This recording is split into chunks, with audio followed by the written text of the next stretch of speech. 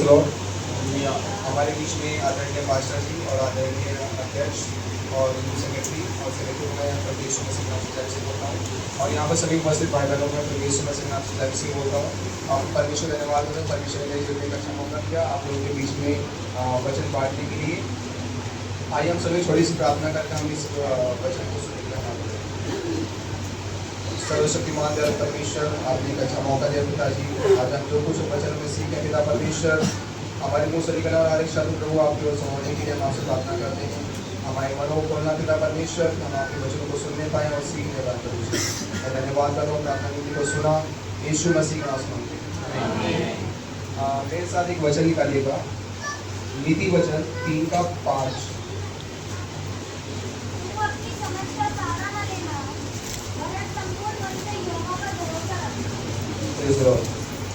यहाँ पे लिखा हुआ है तू अपनी समझ का सहारा ना लेना, वरन किस पे रखना? भरोसा में, परमेश्वर पर भरोसा रखना है। तो मैं जितने भी वचन में उदाहरण के द्वारा ही आपको समझाने की कोशिश करूँगा।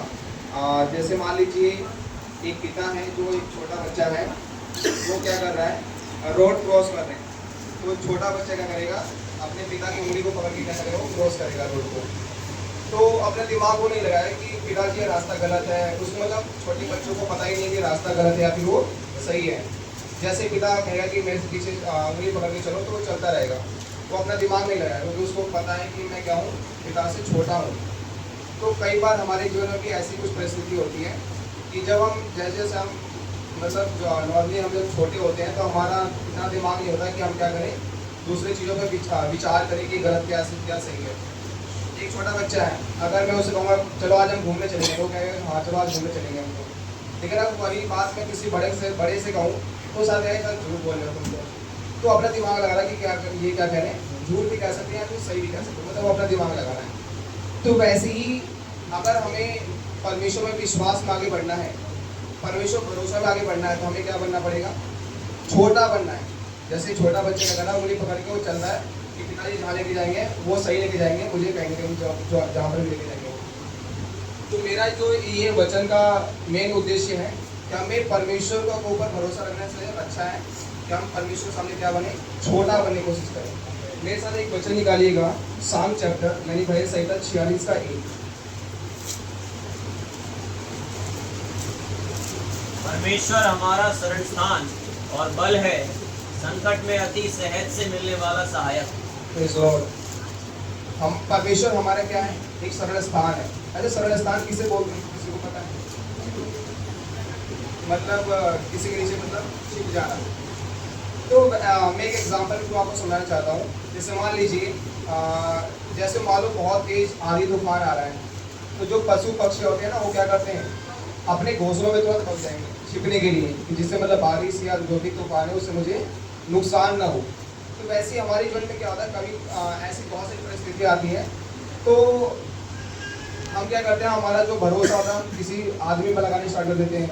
जैसे मान लीजिए मुझे कोई चीज़ लेना है, तो कई बार हम उस पैसों का प्रबंध करने के लिए हम किसी और पर भरोसा स्टार्ट कर लेते हैं रखने के लिए।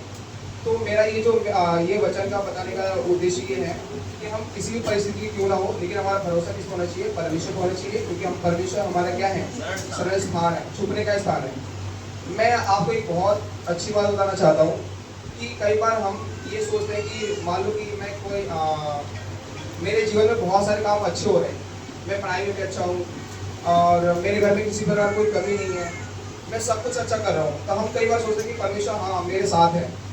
लेकिन अगर किसी व्यक्ति के जीवन में कई बार ऐसा होता है कि परिस्थितियाँ हमारे पास अनुकूल में नहीं होती हैं, तो कई बार हम सोचते हैं कि परमेश्वर साथ मेरे साथ नहीं है।